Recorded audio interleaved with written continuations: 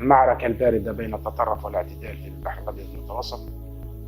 احنا اخترنا من عام 2004 أن نكون معتدلين في البحر الأبيض المتوسط ولا تمارس علينا سياسات في الداخل التونسي وفي بلدان البحر الأبيض المتوسط. قدمنا تضحيات كبيرة ياسر، قدمنا أموات في سبيل ذلك. عندنا رياس روحت برشا مهاجرين واللي هم توا ماتوا، ضربوا عليهم برصاص. معناها كانت عملية الإنقاذ معناها ترافقها ظروف خاص يعني عصيبة جدا، سواء في البحر وهو معناها عند معناها التحاقنا بالمرافق نتاعنا بالموانئ نتاعنا من خلال الضغط علينا بالنسبة لوزارة الداخلية سابقا والسياسات الموجودة سواء في ليبيا وفي تونس. وبشوية بشوية معناها ولت الأمر عادي بالنسبة لنا، احنا الروتين خذينا عليه وما فماش ما فما حتى مشكل في التعامل مع الموضوعات. من 2016 ولت الظروف نتاع الانقاذ تتحسن بحكم ولت فما منظمات في الميديتراني للانقاذ.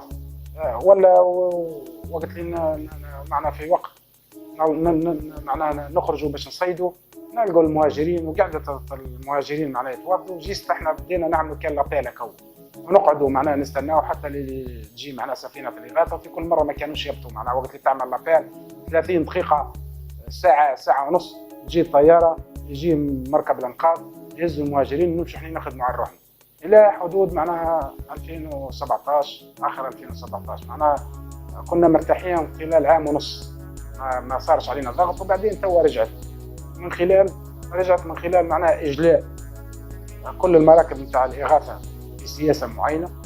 معناها رجعنا احنا في الواجهه الاماميه لانقاذ المهاجرين، وخير الدليل على العمليه اللي صارت معايا.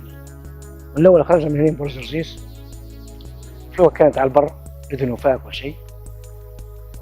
وقت العيد عدينا العيد كملنا درنا الصباط عاوبناها، جينا شرجينا انا بس عبينا المازوت تلج ولا شيء. في الليل كلمنا برج المراقبه تاع رزيز وشدنا ربي على روحنا. طلع علينا النهار نخدموا اللي جابتنا الفلوكه هذه، مشينا لها جيناهم في حاله تعبه خلاص. والله حاله تعبه، فلوكه منقوبه 10%، الموتير انفاق. قلنا لهم ما تخافوش، ذريه صغار يبكوا كل شيء داخلين بعضهم كلهم ينار. قلنا لهم ما تخافوش انا بحذاكم. تو نروحوا على السلطات التاليه نعملوا صويت للمبادوزه ولا الميداي تاع المنظمه هذه. برحنا عليهم ما جاوبنا حتى حد. نهار كامل تقريبا 12 ساعه وانا نعمل في الابيل، مش بروحي، معية مركب اكثر مني تجهيزات، مركب تونيل. وتواصلنا بالسلطات التونسيه، بالمنظمات الاغاثه، بالراديو لامبادوزا، بالجارد ناسيونال تاع الميديتراني، لا اجابه. والمشكل جت الطياره صورت الحاله، ولكن للاسف هم حاجتهم بانهم يثبتوا عليك التهمه، ما صوروش الفيلم كله. انا قبل ما نجي انا للمهاجرين معناها اللجان الموجودين معناها واللي يعني انقذهم معناها ينادوا على الطياره، يوموا على الطياره بالامكانيات اللي عندهم. وجت الطياره ل 11:04 صورت، حتىش ليل دخل الليل ما فماش عمليه انقاذ. بحكم عندي الخبره معناها اعطيت واحد من الطاقم تاعي معناها الفولون تاع المركب تاعي ونقزت انا للصديات بحكم معناها باش نوقف الماء.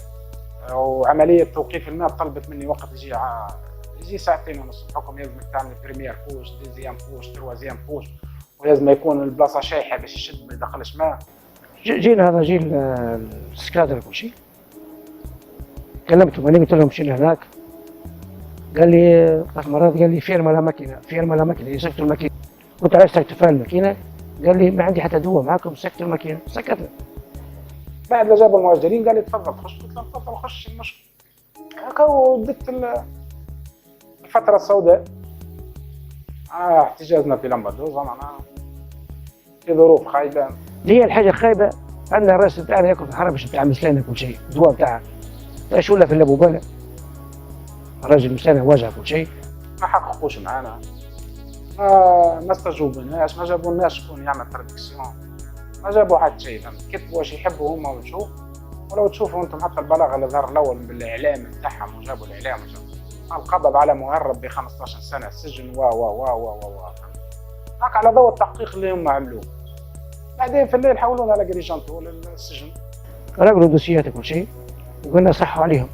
نط عليه هنا قلت ما صحش. علاش ما صح؟ أنا أول حاجة ما نحكيش اليانية وما نقراهاش. عايش بالصحة.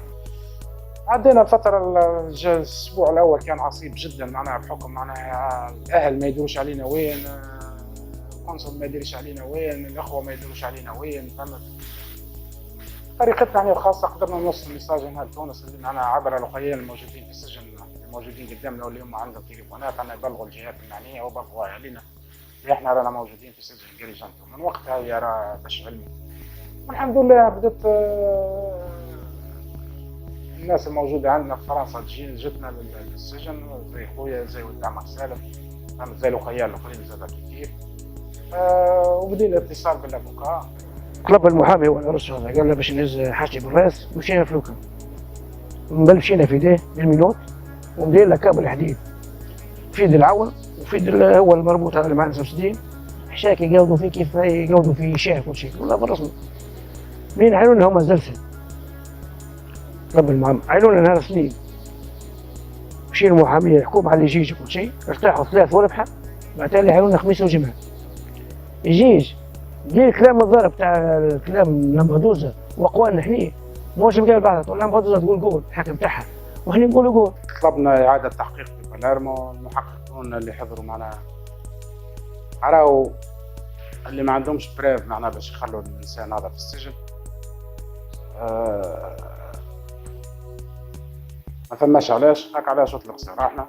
نحسب ولا مرة بنروح فلوكا فرحانين وكل شيء وعاملين أحلى جو قلنا باش نروحوا فلوكا على الأقل أنا راح فلوكا لأن عملوا لنا يعني كي الحرقة عطونا لي سي باسي هاكي كل شيء في ذاك 7 أيام ما تقعدش في إيطاليا لازمك تخرج من إيطاليا.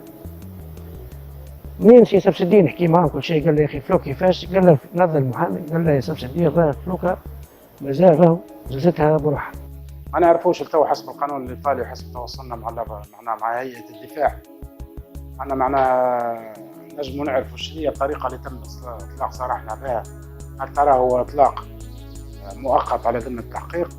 هل ترى هو براءة؟ معناها إذا كان هو براءة علاش معناها حاجزين لي المركب بتاعي؟ ولا ما نعرفوش إذا كان قضية معناها العنصر البشري بروحها وقضية المركب بروحها. أنا مش عارف شنو هو الخيار اللي أخذوه. بعد مرور 30 يوم إن شاء الله نعرفوا شنو هي الإجراءات اللي نجم نتبعها. خوف كما الله أختي أنا كي نلقى غدوة ناس بتموت وكل شيء نقدر ونعمل بوسيبيتي باش نمنع الناس هاكي خاطر غدوة يحسب أنت غدوة يجي ولدك معاها ولدك ولا أخوك ولا حد آخر ناس باش تموت وكل شيء ما تقدرش تخليها ثم ضميرة وثم ربي يشحفوك. الجانب الأوروبي المتطرف أنتم ما كومش باش تخوفونا ما كومش أقوى من ربي. إحنا ماناش باش نسمحوكم باش تخليوا الناس تموت ماناش باش نسمحوكم عنكم تقللوا من طموحات الشعوب ماناش باش نسمحوكم عنكم تعتديوا على معناها ناس عزل. نعوضها والله قسما بالله نحكي أنا على لسان أصحابي ولا وسبس الدين بدالية تصير نفس القاء كل شيء باش نعوضوها لنا وباش نقضوا الناس كل شيء واللي بيصير يصير. كيف أنا حبيت نوصل لهم ميساج للناس هذا ما يلزمهمش يموتوا. أنتم اخترتوا باش يموتوا وإحنا اخترنا باش نكونوا عايشين. كلفنا العملية هذه حياتنا إحنا مستعدين باش نفدوا حياتنا. كلفنا العملية هذه مراكبنا إحنا مستعدين باش نعطوكم مراكبنا. لكن بشرط ما يموتش الإنسان.